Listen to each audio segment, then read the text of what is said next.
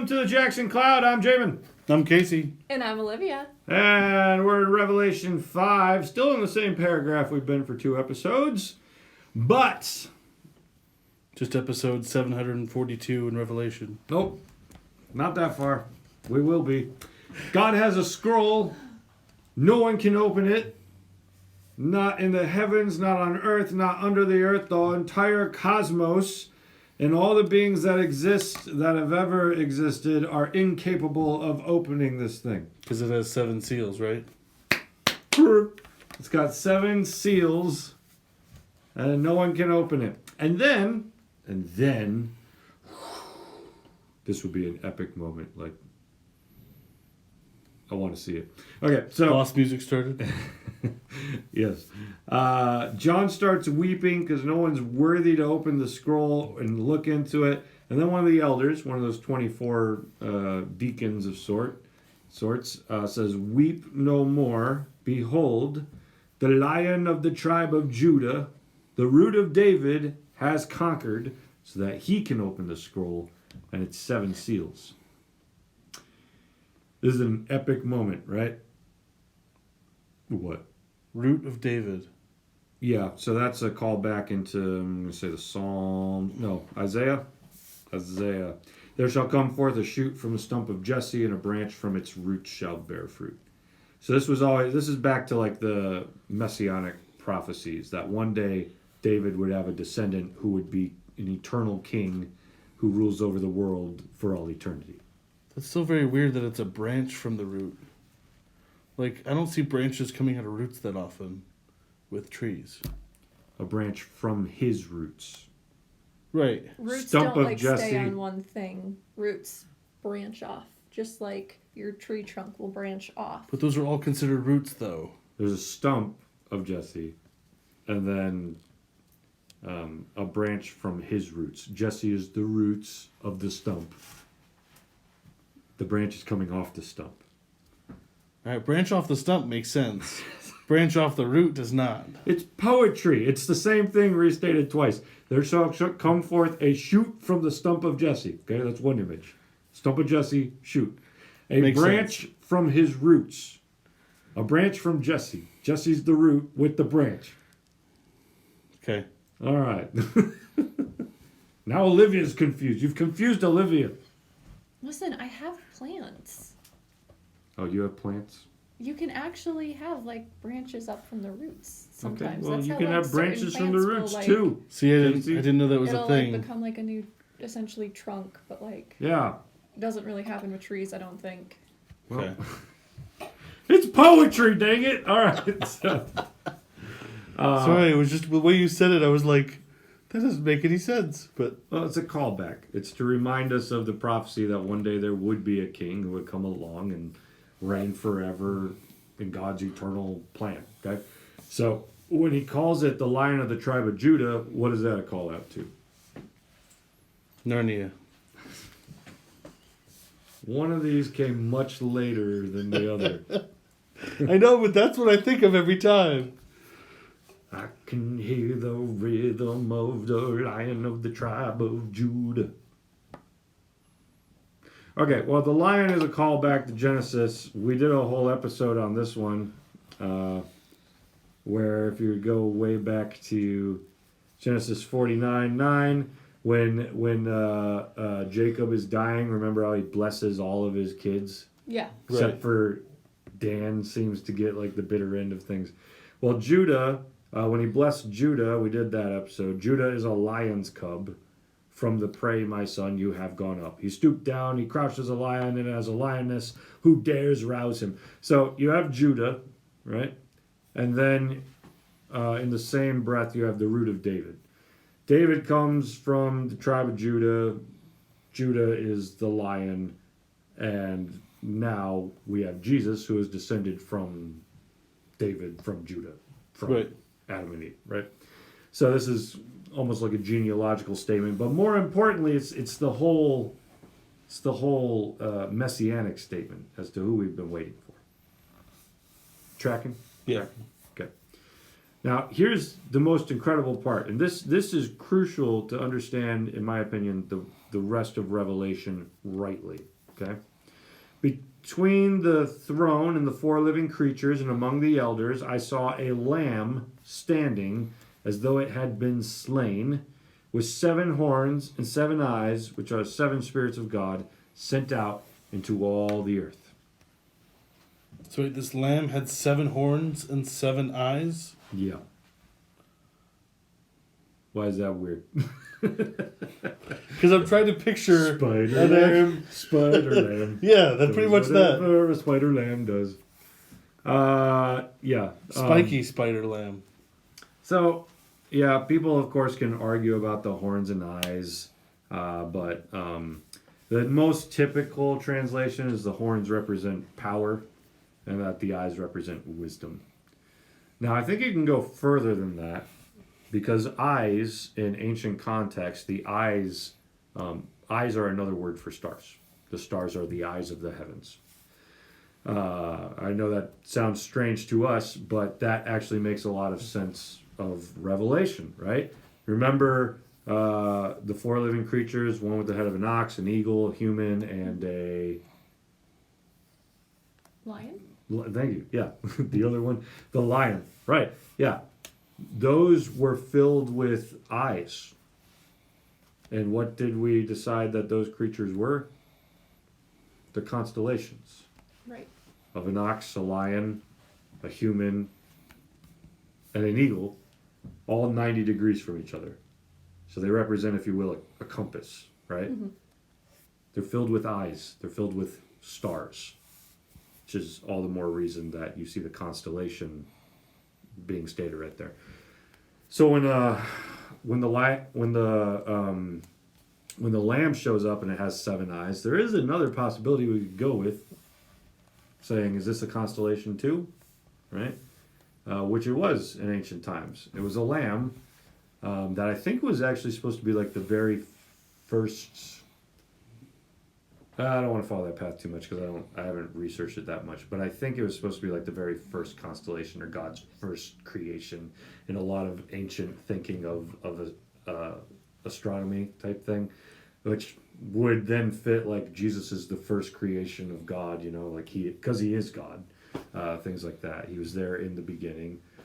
So you could see overlapping themes if that was the way that ancient people thought of that constellation.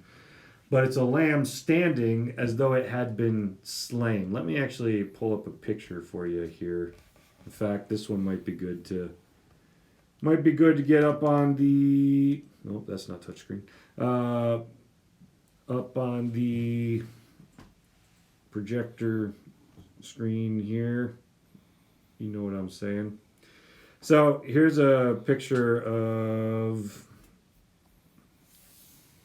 the lamb right in a moment, any second now. Why'd you put it up on the screen? There, hey, okay.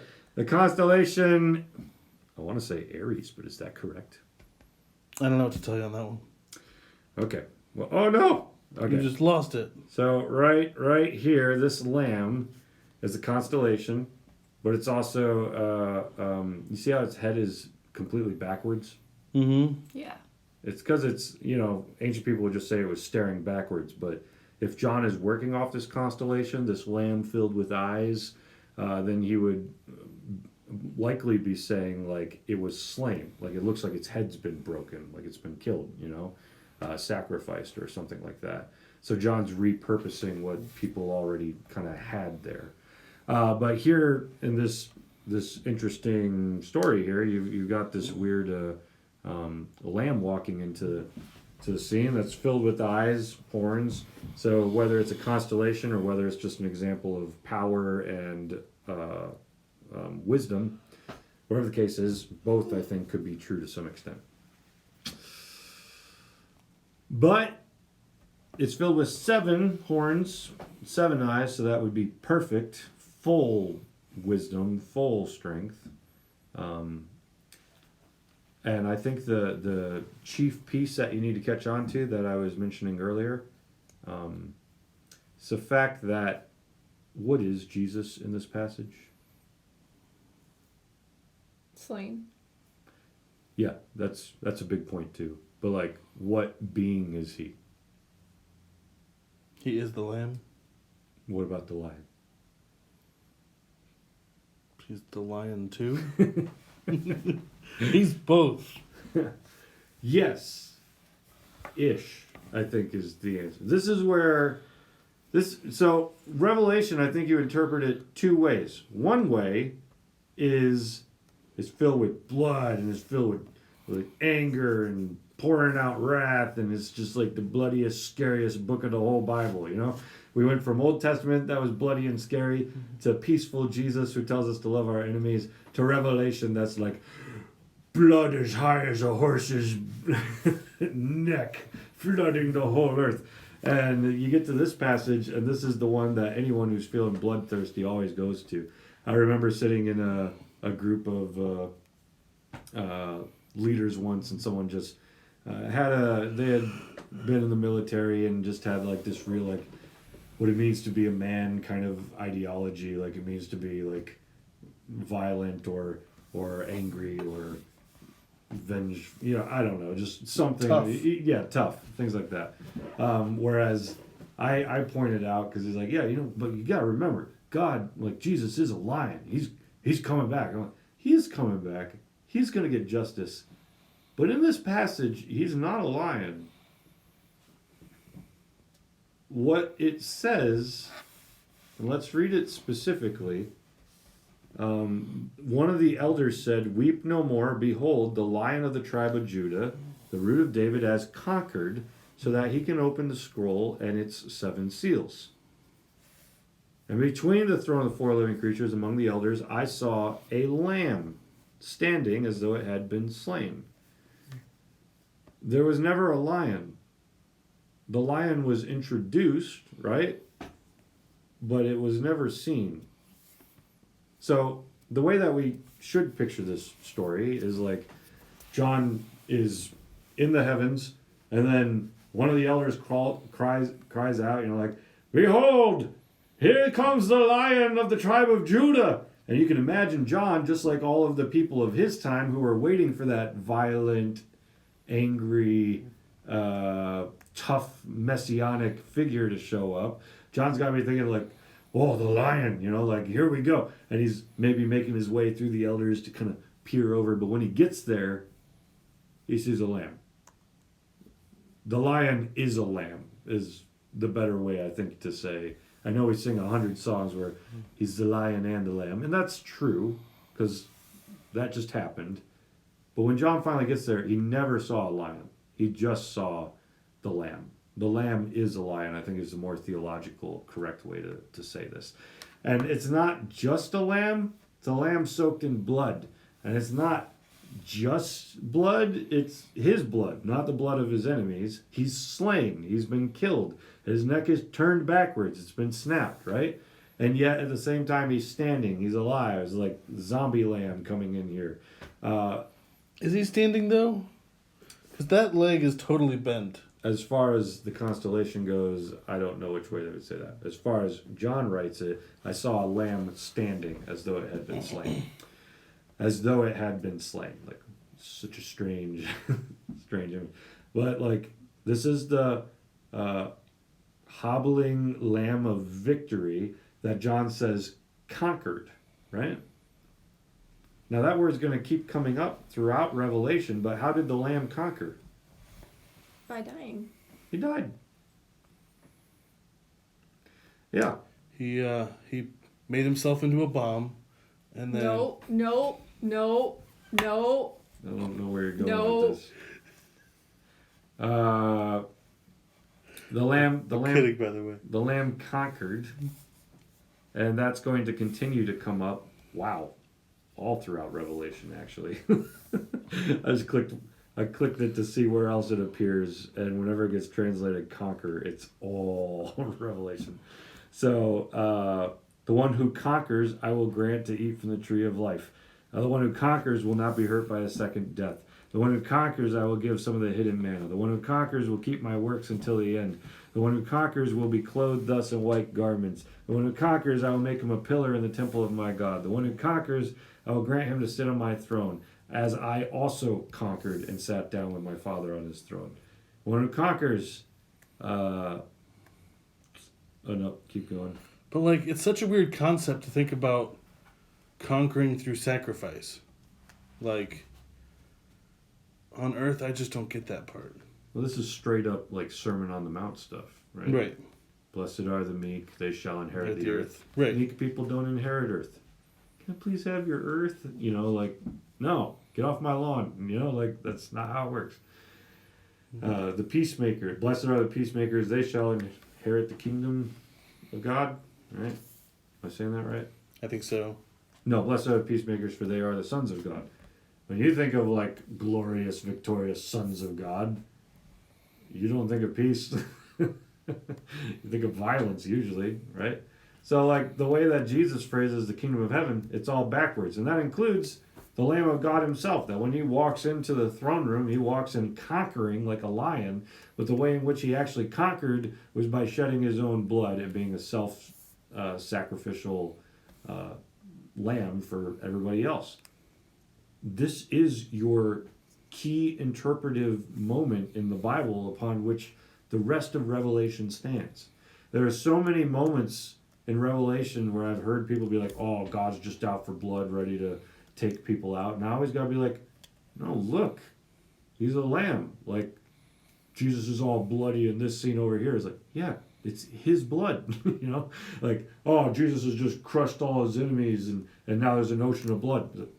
No, that's the blood of the martyrs, the ones who conquered by dying. Like, there is justice, there is judgment.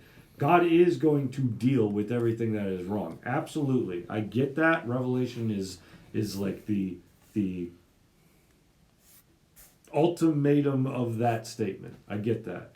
But Jesus doesn't suddenly just become not Jesus in Revelation. And I think if you keep paying attention to the fact that he's going to reign through the rest of Revelation as his own blood-soaked, self-sacrificial lamb, you're going to interpret the rest of this book more pacifistically than you thought.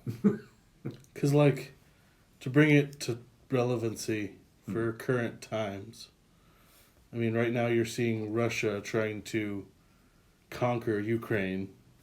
Yeah. And they're doing it through violence, through force, through normal, typical means that we think of. Mm-hmm. So it's like, is the other way to think about this is Jesus conquers in the long term by sacrificing. Because like in the short term, force seems to usually win. But then the ones that are oppressed or the ones that have been conquered typically revolt and the cycle continues again. But whereas then what normally seems to bring lasting peace is when a side backs down and they're able to communicate. Yeah, well, I mean, Martin Luther King Jr. is always going to be a good example of someone who decided to conquer in a different way, right? Instead of pursuing violence, instead of pursuing war, he pursued the Sermon on the Mount, and he followed teachings of Jesus. And right there at Selma on camera, they let the whole world see, here's a bunch of peaceful people conquering by being beaten in the middle of the road until everybody's hearts were like, oh my gosh, what are we doing? You know, like it woke people up to their own selves. Now, we hardly ever see anyone fight back this way through the kind of conquering that Jesus does. And for that reason, we continually teach ourselves only one narrative. That if you're like going to be attacked, you attack back. Jesus is a lion. He's out for your enemies and he's going to maul them to death. You know, it's like there's other ways. And whenever we come across stories where people try another way, those are the ones that stand out. They don't always end well either. Martin Luther King was assassinated, right? He was killed for what he did. But did he conquer? There's still racism. We still have huge problems in race, and it's almost as though we tried to just let racism in that will treat each other better, but we didn't change the societal structures that would continue to create racism. But he's still in his own death and his own blood conquered at least much. I'd like to say much. I don't know all the time. Conquered some of white American way of thinking, that we all saw what he did and we're like, wow, this opened us up to ourselves. That's a Jesus way of conquering. And that's not something we see very often, which is why no one ever thinks it works. Because, oh, well, would that work? I don't know. No one ever tries it. That's usually where I want to start. But for Jesus, he looks at these martyrs and keeps reminding them, you are conquerors. You are conquerors. But we're being slain. You conquered. Like, that's the backwards way of revelation. You don't see them doing what so many modern interpretations of Revelation are, where we all get ready for the holy war and we're all ready to rise up and kill anyone who's not Christian. Like, that's not where the Bible goes with this. And yet I've seen it in Christian music videos, anime Christian music videos. Wait, those are a thing? Crowder made a really cool anime Christian music video where Jesus like conquers Satan. I was like, oh, this is so great. Like, Jesus goes into hell, conquers Satan, and then by the end of it, it's like all Christians are getting like ready for military battle with guns and tanks, and I'm like, okay, we missed a point somewhere. Like, along the way, somebody dropped the ball here. Like, even when we get to the great war of Armageddon, it seems like Jesus is the one who still conquers, and it's by the sword. And what's his sword? His tongue. It's his tongue. It's his declarations, right? Jesus' judgment, even though the whole army rises up with him, nobody needs to do anything more than Jesus just, you judged. You know, like, that's just kind of the way that it goes. And we'll get into that more as we keep moving along. But for me, this passage is crucial. How do we fight? And it's hard when you live in a world where you have things like Ukraine and Russia. Like, how do you react the Jesus way? It's even harder for us to speak into that because we're not in the middle of that. And we don't fully know how to even process what that must be like. Nor is it easy for us to give advice because we're not the ones dealing with it. But we at least need to work to continually renew our minds to the Lamb of Jesus, even as we're processing what they're going through. That was something that I learned with my own pursuit of peacemaking was I spent a lot of time in my life imagining bad scenarios happening to me. And then once I realized Jesus needed me to pursue that peacefully, I then had to start imagining how I would do that. And that sucked for a long time. Because it's hard. When someone breaks into my house, like, how do I, you forgot your silver, you know, like, how do I Bishop Les Mis them on their way out? Like, because that's renewed Jesus thinking. Like, that can work. The bishop kind of got conquered. At least in the Liam Neeson version, he got punched in the face. Not so much in the Hugh Jackman version, but like, he took a beating and yet he still peaceably loved someone. So, anyways, any other thoughts? Okay. Well, Turn the other cheek. there you go. That's all we had to say. We spent too much time saying just that. But yeah, this will become a key moment in the rest of Revelation. Anytime where we see Jesus like making us scared of blood and violence, we need to turn back to where does the blood belong? It's on him. What is the violence? It's his judgment. But is he calling us to be violent? No, he's calling us to be martyrs. And we'll have to deal with that as we keep going along here. So with that, join us on the Discord. Like, comment, subscribe. I took all of their things that they were supposed to say. Is there anything you'd like to add? Okay, bye.